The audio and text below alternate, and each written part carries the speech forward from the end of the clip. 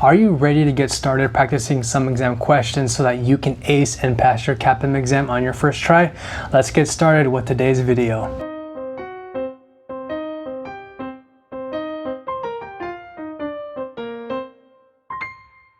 Hey everyone, and welcome back to my channel. My name is Alvin, also known as Alvin the PM, and I'm here to help you become certified in project management. I'm a project manager who recently passed my CAPM exam above target in all areas, and I'm here to help share the best strategies, weekly tips, as well as weekly quizzes to help you accelerate your learning journey so you can pass your exam on your first try. So make sure you subscribe to my channel so that you get the latest updates and are notified of any new videos that I come out with.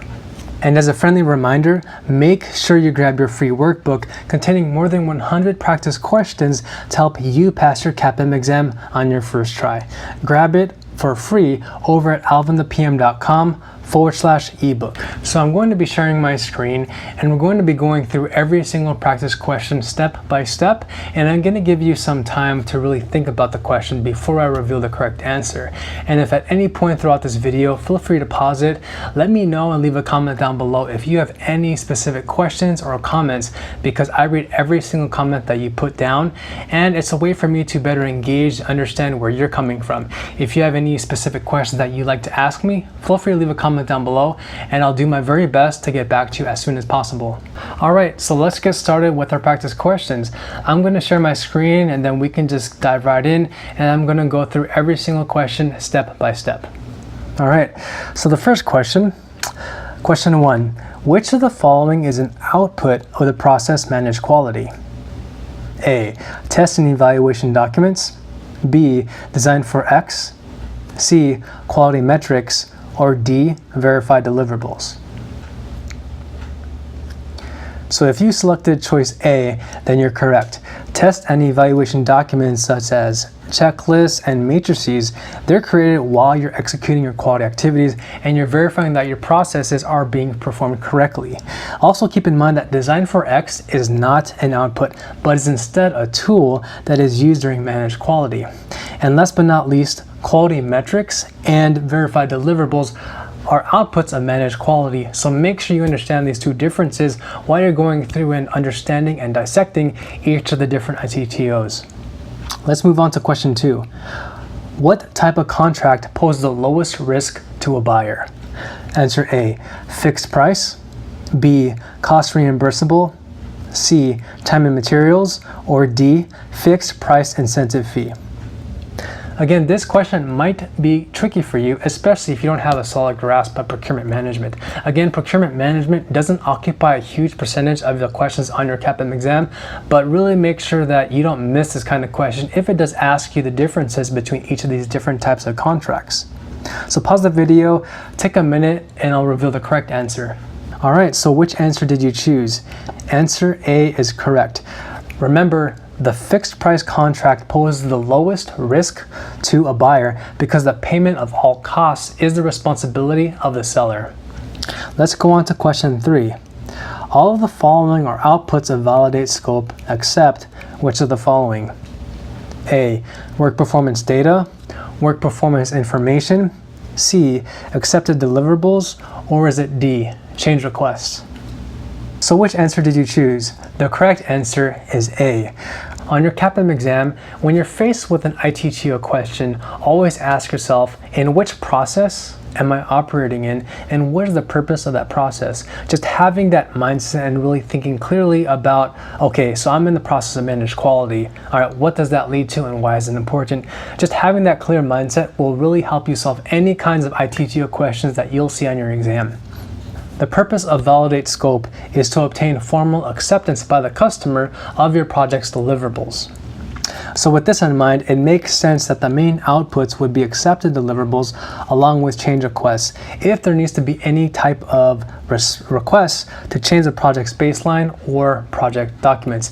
Since Validate Scope takes place during the monitoring and controlling phase, data would be processed into information, which means that work performance would be an output. Therefore, choice A is incorrect. All right, let's move on to question 4. The project manager is focused on finding ways to encourage and motivate the team members, as well as to think outside the box so that they bring their most creative ideas to the team. What type of leadership style is this? A. Transformational, B. Transactional, C. Laissez-faire, or D. Charismatic? I want you to take a moment to think about the question, which answer do you think is correct, and then I'll reveal the answer in a couple seconds. Alright, so if you chose A, then you're correct. This question is testing how well do you understand each type of leadership style. Again, remember that a transformational leadership focuses on transforming, again, the keyword is transformational, so transforming and really empowering the team so that they feel motivated and inspired to bring out the best version of themselves to anything that they're working on. And by the way, if you're getting a lot of value out of this video, make sure you don't miss out on any of my future upcoming videos to help you pass your CAPM and PMP exam. Make sure you subscribe to the YouTube channel and smash that like button. All right, now let's go on to the next question. Question 5. The scope baseline is comprised of which elements? Select all that apply. More than one answer choice will be correct. A. Scope statement. B. Resource breakdown structure. C. Work breakdown structure. Or D. WBS dictionary. I encourage you to pause the video right now, think about which answer you think is correct, and then I'll reveal the correct answer in a few seconds. So which answer did you choose? If you chose A, C, and D, then you're correct. The scope baseline is something that you're going to have to really remember and memorize on your CAPM exam. The scope baseline is made up of your scope statement, your work breakdown structure, and your WBS dictionary. That's it. It's only made out of 3 elements, and that's what you need to memorize for your exam. On to our next question. Number 6. The project manager is using emails and instant messaging tools to directly communicate with the team. What type of communication is being used here? A. Formal written, B. Informal written, C. Formal verbal, or D. Informal verbal? Pause the video and take a second, and I'll reveal the correct answer in a little bit. Alright, so what answer did you guys choose?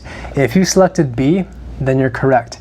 Emails, instant messaging, notes that's posted on social media or internal websites, those are all classified as informal written communications.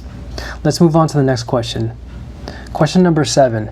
Conducting inspections is an example of what type of cost? A. Appraisal cost. B. Prevention cost. C. Internal failure cost. Or is it D. External failure cost? Take a moment to figure out what you think the answer is, and we'll reveal it in a little bit. Okay, so this one shouldn't be too tricky for you if you understand the differences between the different types of quality costs that are covered in quality management. The correct answer here is choice A. Remember that inspection is used to physically verify the attributes of a product to determine if it meets its requirements.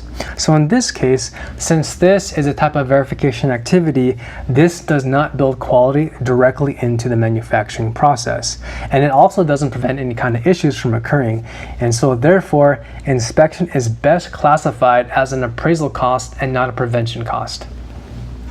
All right, so moving on, how did you do on today's quiz? Were you able to get all questions correct? Let me know and share it in the comment section down below. And don't forget, as I mentioned previously, if you'd like more additional realistic practice questions just like this, I've created my own ultimate exam, CAPM exam simulator package to help you accelerate a lot of your results so that you can practice using my 2 mock exam simulators that I personally wish I had when I was studying for my exam back in 2020 of last year. Again, I really struggled going through all these different practice questions, and I wasn't sure if I was on the right track or not. And so I personally designed this entire exam package to create and combine all my lessons learned, strategies, exam tips, hacks, as well as all of my formula cheat sheets and guides, along with 2 mock exams containing 150 practice questions each, all in alignment with PMI's exam content outline. And I am completely positive that you're going to gain so much value out of this. So I encourage you to check it out. So grab your copy over at alvinthepm.com/exam. And so I hope you gained a lot of value out of today's video. If you want to see more weekly quizzes and tutorials to help you pass your CAPM and PMP exam, make sure you subscribe to the channel, smash that like button. Until next time, I'm Alvin, helping you become certified in project management, and I'll see you in next week's video.